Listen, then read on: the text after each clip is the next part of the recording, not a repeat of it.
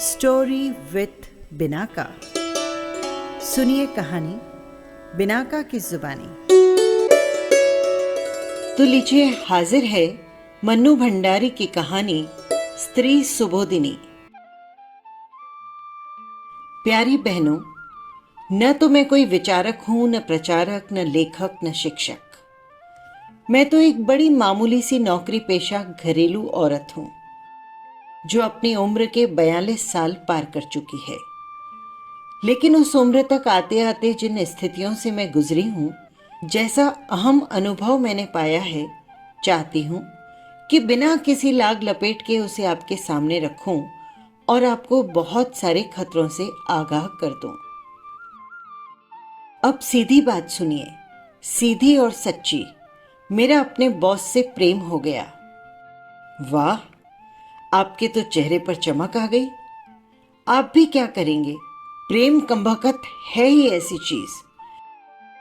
चाहे कितनी ही पुरानी और घिसी पिटी क्यों न हो जाए, एक बार तो दिल फड़क ही उठता है, चेहरे चमकने ही लगते हैं। खैर, ये तो कोई अनहोनी बात नहीं है। डॉक्टरों का नर्स से, प्रोफेसर का अपनी छात्रा से, अफसरों का अपनी स्टेनो या सेक्रेटरी से, ये प्रेम हो जाने का हमारे यहाँ आम रिवाज है।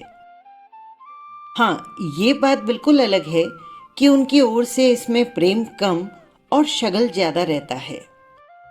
खैर, शिंदे नए नए तबादले होकर हमारे विभाग में आए थे। बेहद खुशमिजाज और खूबसूरत, आंखों में ऐसी गहराई कि जिसे देख ले वो गोते ही लगाता रह जाए।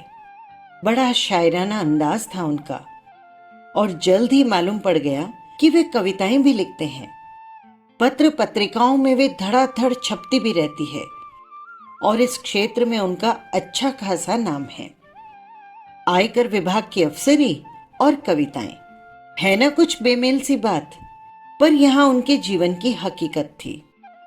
मैं स्थितियों और उम्र के उस दौर से गुजर रही थी जब लड़कियों में प्रेम के लिए विशेष प्रकार का लपलप भाव रहता है।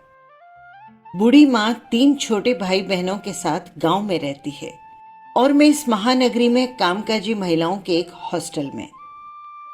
न घर का कोई अंकुश था और न इस बात की संभावना कि कहीं मेरा ठौर ठिकाना लगा देंगे। आखिर मैंने अपनी नाक और आंखों को कुछ अधिक सजग और तेज कर लिया।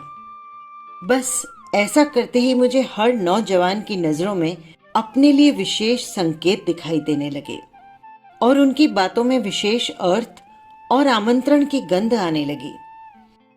तभी भिड़ गया शिंदे। उसके तो संकेत भी बहुत साफ थे और निमंत्रण भी बहुत खुला। लगा कि किस्मत के 56 पकवानों से भरी थाली मुझ भुक्कड़ के आगे परोसकर रख दी गई है। सो मैंने न उसका आगा पीछा जानने की कोशिश की और न अपना आगा पीछा सोचने की। बस आंखें मूंदी और प्रेम डगर पर चल पड़ी। हर प्रेम की शुरुआत करीब करीब एक सी होती है।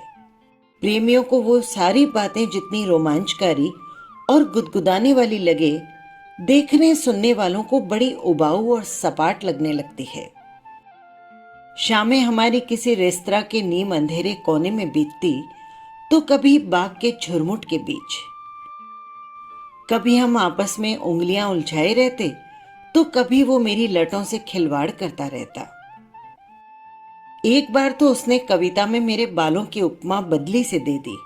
बस फिर क्या था, मैं जब तब गोदी में रखे उसके सिर पर झुककर बदली छितरा देती, और वो उचक्कर, ये क्या, आपकी आंखों में तो अविश्वास उभर आया।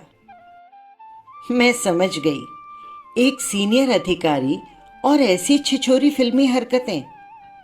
पर सच मानिए, अब भी मैं दावे के साथ कह सकती हूं कि यहाँ के हर पुरुष के भीतर एक ऐसा ही फिल्मी हीरो आसन मारे बैठा रहता है, और जब तक वो पूरी तरह तृप्त न हो जाए, मरता ही नहीं।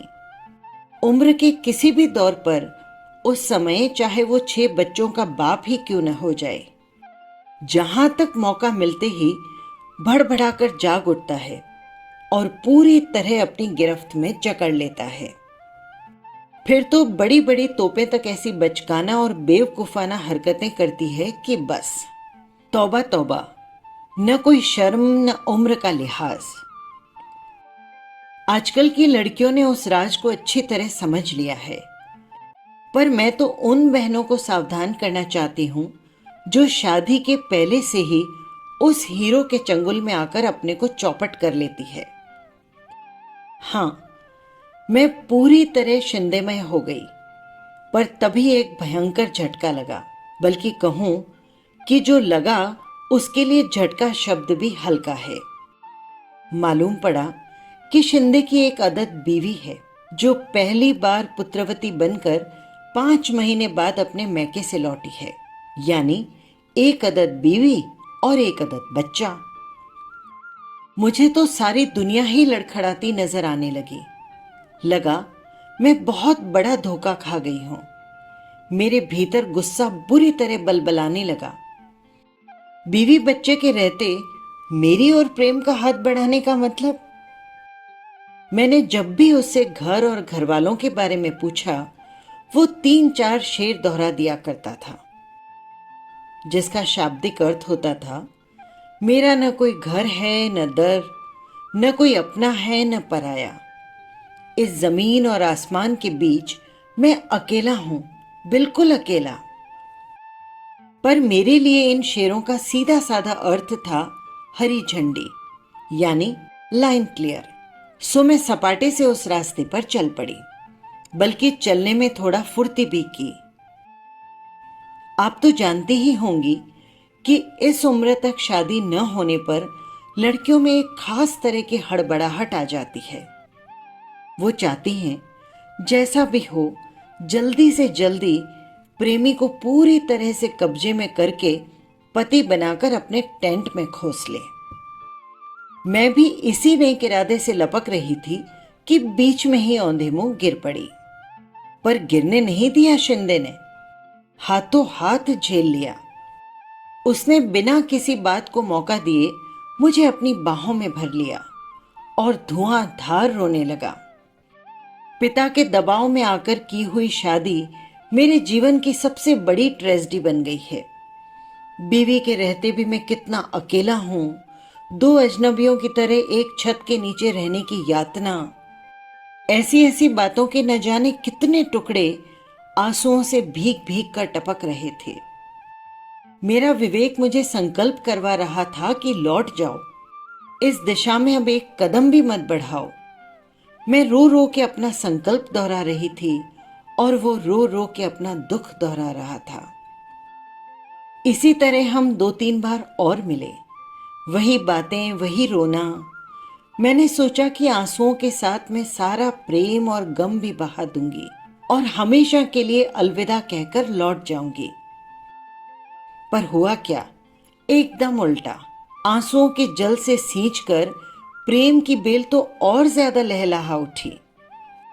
अब देखिए ना, मीरा का वो पद है ना, असुअन जल सींच सींच, बचपन में पढ़ा था। पर हम सभी की ट्रेजेडी यही है कि स्कूली शिक्षा को जीवन में गुनते नहीं। शिक्षा एक तरफ और जीवन एक तरफ, और इसीलिए हम ठोकर खा जाते हैं। यही हुआ भी।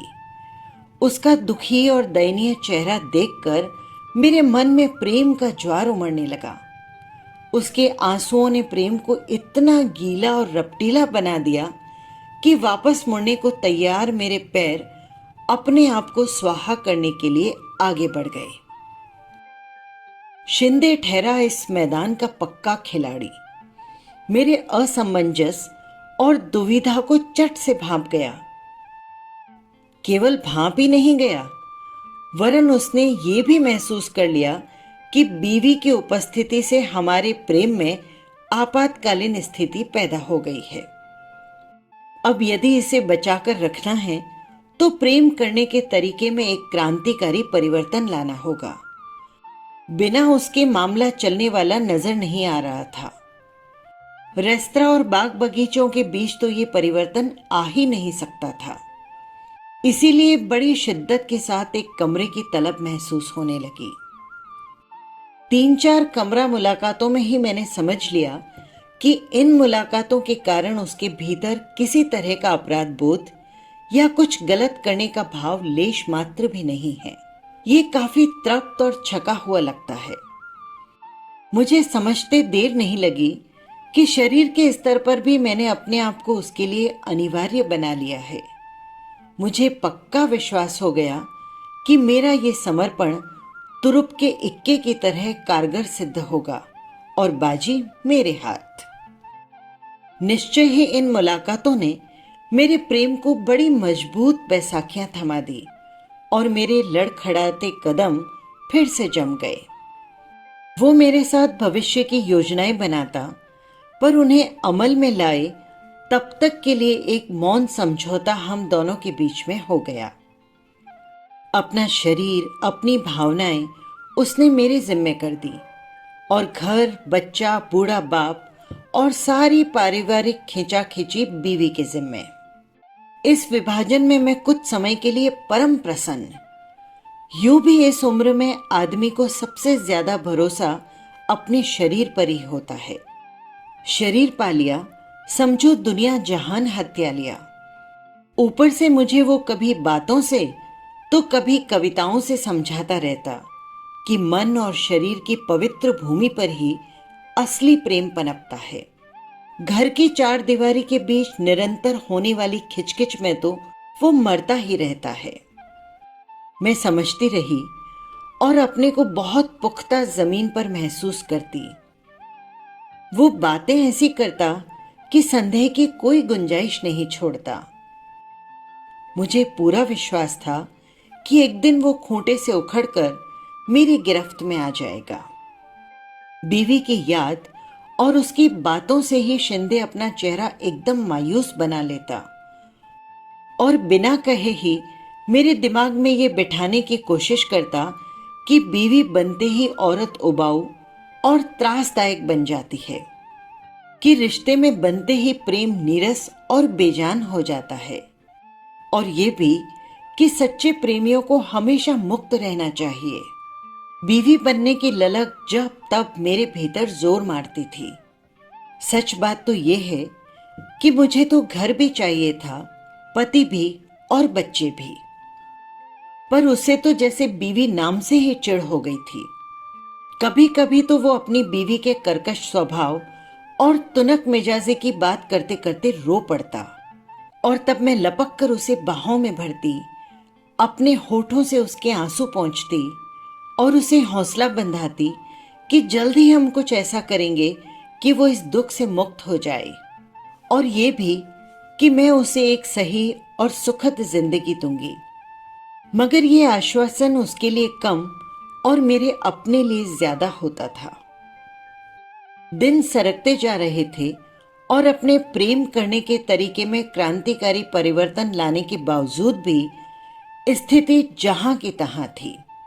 यानी कि मैं अपने हॉस्टल के कमरे में बंद और शिंदे अपनी बीवी की मुट्ठी में।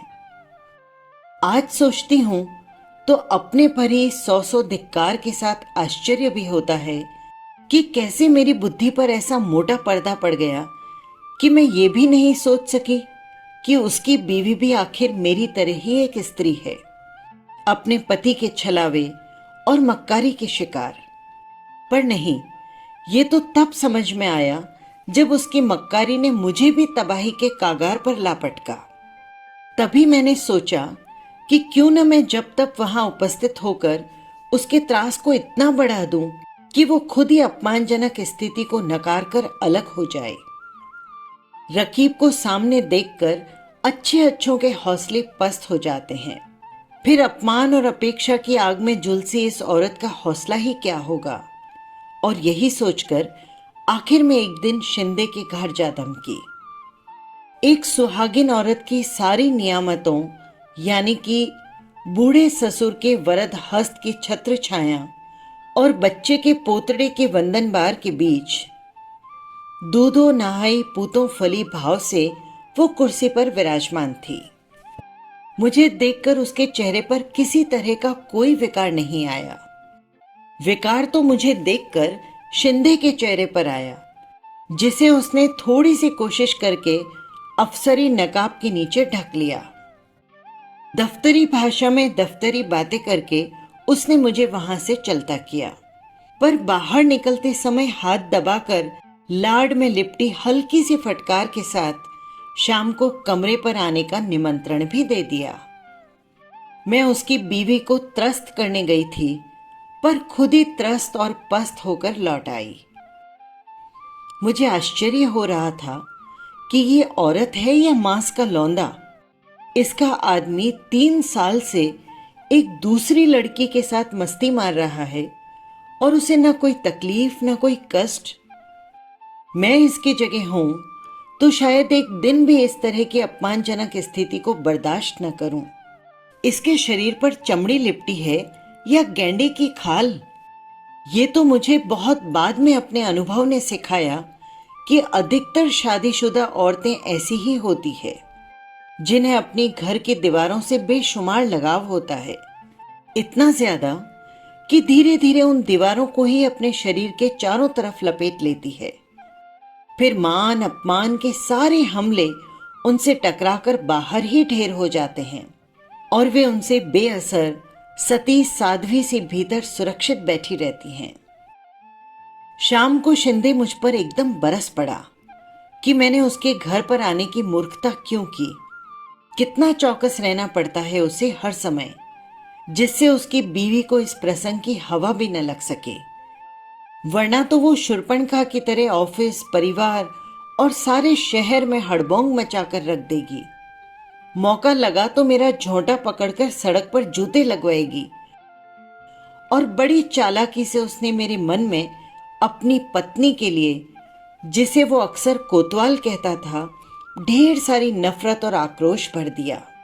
साथ ही जल्दबाजी करने की अपनी नादानी भरी मूर्खता पर मुझे बेहद शर्मिंदा भी कर दिया।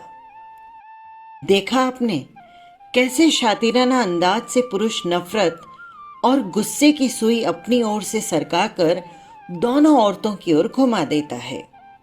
वे ही आपस में लड़ें, भिड़ें, कोसें, गलियाएं, और वो जो असली गुनहगार है अपने पर आंच आए बिना आराम से दोनों का सुख भोगता रहे। वो समझता कि सहज जीवन का मधुरतम पक्ष तो हम भोग ही रहे हैं। मैं क्यों बेकार में शादी ब्याह और घर में जकड़कर इस मधुर संबंध का गला घोटना चाहती हूँ। और इसी चक्कर में वो मधु उड़ेलती हुई 3-4 फड़कती कविताएं मेरे नाम ठोक देता। मेरे कंधों पर स्त्री पुरुष के संबंधों को एक नई दिशा देने का दायित्व है।